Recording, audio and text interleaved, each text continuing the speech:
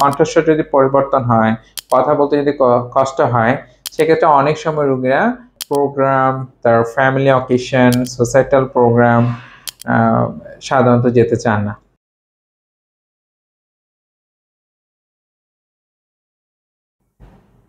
আসসালামু আলাইকুম। আজকে আমরা একটি গুরুত্বপূর্ণ বিষয় নিয়ে কথা বলবো ইনশাআল্লাহ। সেটি হচ্ছে যে ভোকাল কর্ড পলিপ। এটি যেটা আমরা বাংলায় পরিচিত সেটা হচ্ছে যে কণ্ঠনালীর পলিপ। তো এটা আমরা কিভাবে বুঝতে পারি আসলে? কণ্ঠনালীর পলিপ হচ্ছে যখন কারো হয় তখন বেশ কিছু সমস্যার সম্মুখীন হন। এর মধ্যে যেটা অন্যতম লক্ষণ বা সমস্যা সেটা হচ্ছে যে কণ্ঠস্বর পরিবর্তন, যেটাকে আমরা সাধারণ ভাষায় বলে থাকি যে গলা বসে যাওয়া। তো গলার স্বর পরিবর্তন হয়ে যাওয়া বা কণ্ঠস্বর পরিবর্তন হয়ে যাওয়া এটা খুবই কমন।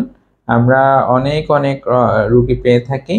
তো যাদের মধ্যে এটা আমরা বেশি পেয়ে থাকি সেটা হচ্ছে যারা উচ্চস্বরে কথা বলেন বা এমন একটা পেশায় নিয়োজিত আছেন যেখানে সবসময় বেশি কথা বলতে হয় বা উচ্চস্বরে কথা বলতে হয়।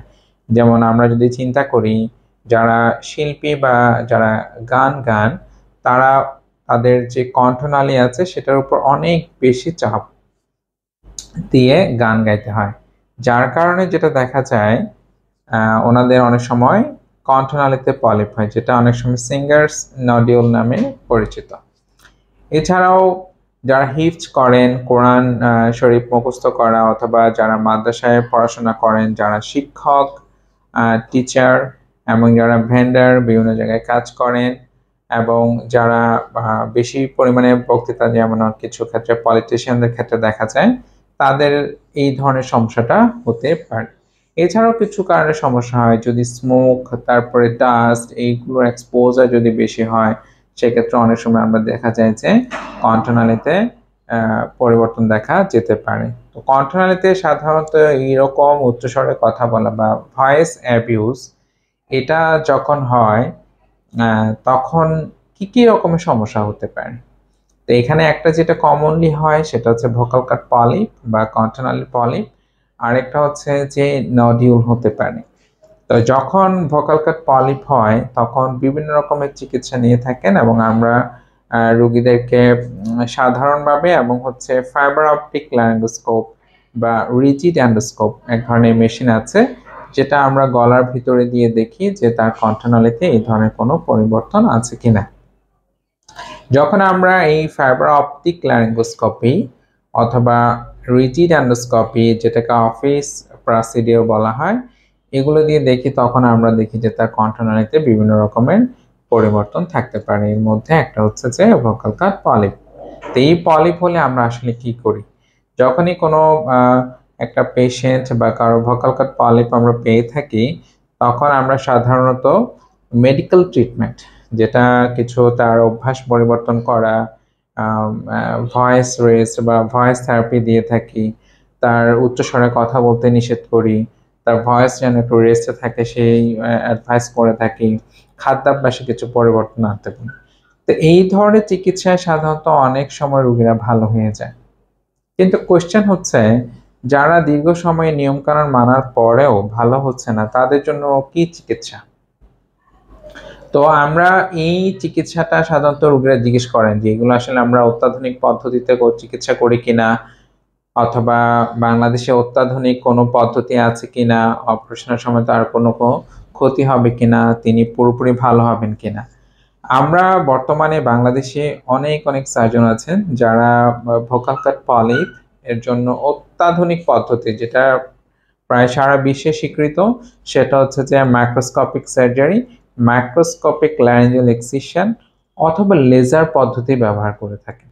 লেজার পদ্ধতি বাংলাদেশে অ্যাভেলেবেল, অনেকগুলো সেন্টারই আছে, অনেকেই এই ধরনের সার্জারি করে থাকে।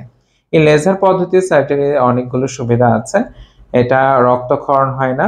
আমাদের ভোকাল কর্ড পলিপ যখন আমরা সার্জারি করি সেখানে টিস্যু ড্যামেজ অনেক সময় কম হয়, এবং রোগী দ্রুত সুস্থ হতে পারেন এবং বাড়ি ফিরে যেতে পারেন।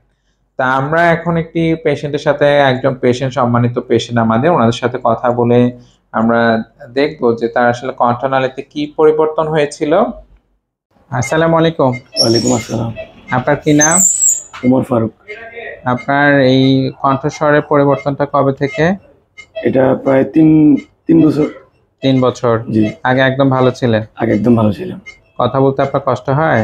না, কথা বলতে কষ্ট হয় না, মাঝে মধ্যে কণ্ঠস্বর বসে যায় আর কি। বসে যায়? জি। আচ্ছা আচ্ছা, ঠিক আছে। আপনার এই ঠান্ডা বা হাঁচি কাশি এরকম কিছু আছে? হ্যাঁ, হাঁচি কাশি মানে মাঝে মধ্যে হাঁচিও হয় আর কাশিটাও মানে বেশি হয়। আপনি কি কাজ করেন? আমি দেশের বাইরে আছি। বাইরে আছেন? জি। আচ্ছা, আপনার মনে হয় যে কি কোনো কাজ করেন যেটা দিয়ে আপনার কণ্ঠতে অনেক চাপ পড়ে বা অনেক বেশি কথা বলতে না হয়? না না, ওইরকম কিছু না। ওরকম কিছু না? না। ঠিক আছে। আমরা তার যে সার্জারি করেছিলাম, যেটা বাংলাদেশে অত্যাধুনিক চিকিৎসা পদ্ধতি মাইক্রোস্কোপিক লেজার এক্সিশন, আমরা তার ভোকাল কর্ড পলিপে করি। তার অনুভূতি বা তার ফিডব্যাক আমরা শুনবো ইনশাআল্লাহ, যে চিকিৎসার পরে উনি কেমন আছেন। আপনার কি সমস্যা ছিল? আমার আগে সমস্যা ছিল কথা বলতে, মানে সমস্যা হইতো, ভয়েস মানে অন্যরকম ছিল, ভাঙা ভাঙা ছিল। এখন গলা বসে যাইতো, একটু ঠান্ডা লাগলে গলা বসে যাইতো, কথা বলতে পারতাম না। এখন কথা বলতে কি আপনার কোনো অসুবিধা হয়? এখন কোনো সমস্যা নাই, আলহামদুলিল্লাহ। এখন বর্তমানে আমি অনেক ভালো আছি আপনার চিকিৎসার পরে। আপনার কি মনে হয় যে কণ্ঠস্বরটা আগের থেকে এখন বেশ ভালো আছে? আলহামদুলিল্লাহ, অনেক ভালো আছে এখন। আপনি চাই কথা বলতে গেলে যে আপনার যে একটা ক্লান্তি ভাব চলে আসতো বা বেশিক্ষণ কথা বলতে পারতেন না, এখন কি ওরকম সমস্যাটা না আছে? না, এখন আমি সব সময় সুন্দর মতো কথা বলতে পারতেছি, এখন কোনো সমস্যা হইতেছে না। আপনি এখন অনেক বেশি আত্মবিশ্বাসী কথা বলার ক্ষেত্রে? অনেক বেশি আত্মবিশ্বাসী। জি জি। কথা বলতে এখন আপনি স্বাচ্ছন্দ্য বোধ করেন? অবশ্যই অবশ্যই।